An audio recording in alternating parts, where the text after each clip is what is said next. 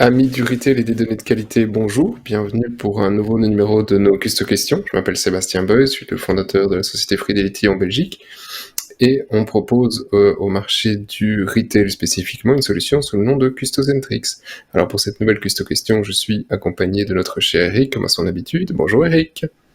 Bonjour Sébastien. J'espère que tu vas bien et nous voulions parler d'un petit sujet sympathique qui nous occupe assez souvent et qui occupe beaucoup de marketeurs dans le retail. C'est l'analyse des performances d'un réseau. Parce que quand tu as un point de vente, c'est très facile, mais quand tu dois en gérer 80, comment on fait?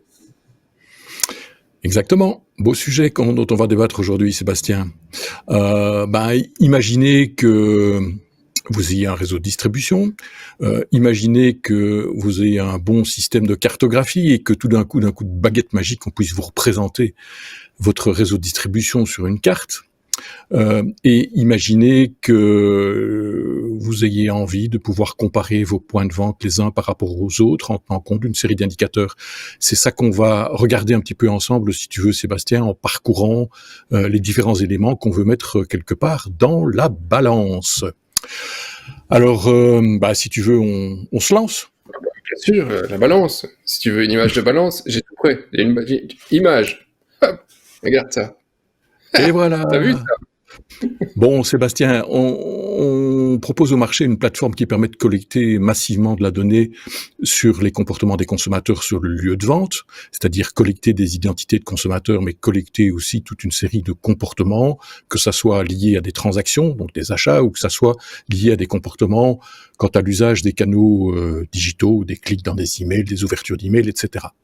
Et donc, globalement, quand on introduit un système de collecte de données dans un réseau de distribution, il faut arriver à expliquer au réseau de distribution les raisons pour lesquelles on fait ça et quelque part à les motiver, les incentiver sur une série d'aspects qui sont importants.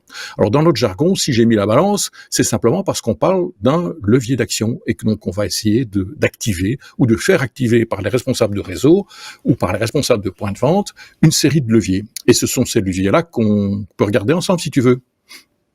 Ouais, absolument. Alors, premier levier qui est quand même hyper important, l'adoption du système. Donc, à quel point est-ce qu'effectivement on couvre les tickets? Exactement. On a beau mettre en place un système, si on n'a pas d'adhésion de la part des responsables de points de vente et particulièrement du personnel en caisse, ça marche pas. Et donc, deux indicateurs sont très très très souvent utilisés. Ce qu'on appelle un taux de couverture des passages caisses, qui s'exprime soit en proportion du nombre de tickets, soit en montant des dépenses. Donc, si dans mon point de vente, on fait 3000 passages caisses sur une journée, quelle est la part de ces passages caisses qui est liée à l'identité d'un consommateur, sachant que nous, on propose une méthode extrêmement agile pour détecter l'identité de quelqu'un qui passe à la caisse. Deuxième indicateur par rapport à l'adoption du système, c'est l'effet cumulé sur de longues périodes, c'est-à-dire le nombre de profils que je suis arrivé à mettre dans ma base de données. Et de ce point de vue-là, il peut parfois y avoir des fortes différences. Alors, soit parce qu'on est très actif sur la collecte de données, et on en a beaucoup, soit parce qu'on est très actif sur la collecte de données et sur l'activation des consommateurs, mais ça, on en parlera à propos d'un autre levier. C'était le premier des leviers, Sébastien.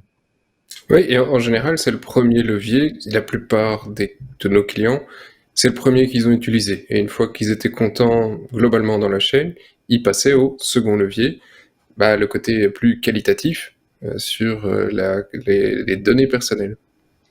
Tout à fait. Donc, capter de la donnée personnelle, c'est super important. Avoir des bonnes données d'identité, une identification unique de chaque consommateur, c'est important. Mais en tant que marketeur, on a envie de communiquer et donc collecter des emails et des opt-ins sur les emails, c'est super important. Et donc ça dépend fort de la nature du dialogue qu'un caissier ou une hôtesse de caisse est capable d'établir avec un consommateur pour obtenir le niveau de confiance suffisant pour qu'il lui confie une adresse email et une autorisation quant à l'usage de cette adresse email. Et donc super important, ce taux taux d'opt-in email, ça préoccupe beaucoup de marketeurs.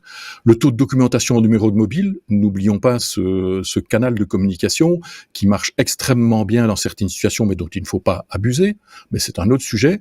Le taux d'adresse email incorrect, ben évidemment, si quelqu'un se met à encoder des adresses email, mais qui met des Mickey Mouse à la place, il a beau avoir un taux d'opt-in email important, s'il y a plein d'adresses incorrectes, ça sert à rien. Donc nous, ce qu'on veut, c'est des adresses utilisables. Et puis le pourcentage d'utilisation de la carte d'identité comme moyen d'identification, c'est important. Pourquoi ? Parce que c'est cette lecture de carte d'identité, on l'a expliqué dans un autre échange, qui permet de tenir à jour la base de données, puisque ça qui va permettre de détecter notamment des changements d'adresse. Voilà pour le second levier à propos des données personnelles.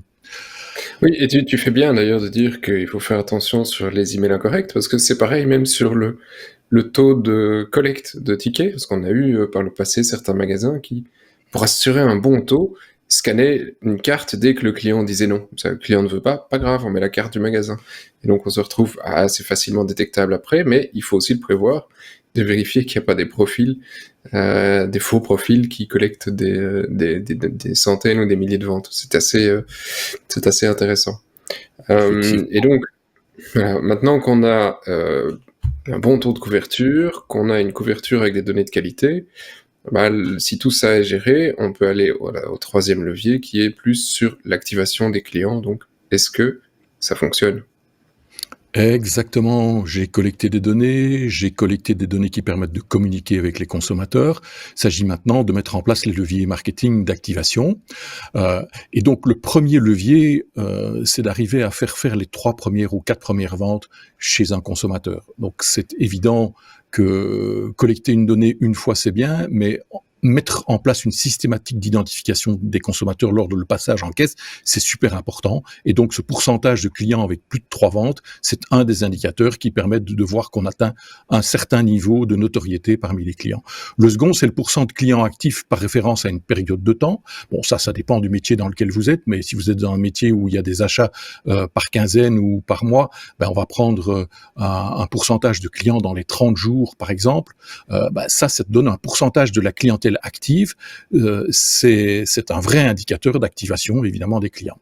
Troisième indicateur, le pourcentage des bons clients. On ne va pas s'appesantir sur le sujet parce qu'on en a fait une vidéo dédiée en utilisant les caractéristiques RFM. Donc, à supposer que j'ai une méthode d'identification de mes meilleurs clients, je voudrais bien regarder dans un point de vente quelle est sa capacité à avoir un pourcentage plus élevé que les autres de bons clients.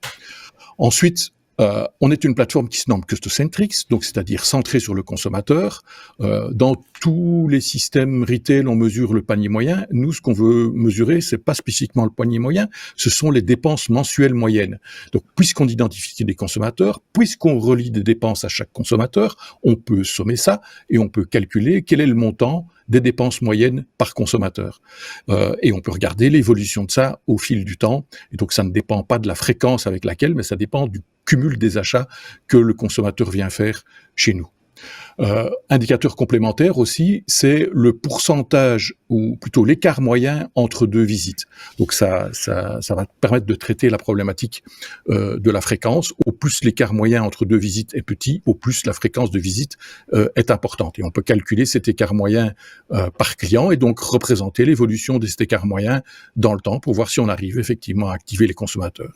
Et puis, dernier indicateur dont je pense que ça vaut la peine de parler, c'est que quand on a un système qui relie les dépenses au profil, on est capable de calculer un panier moyen par consommateur.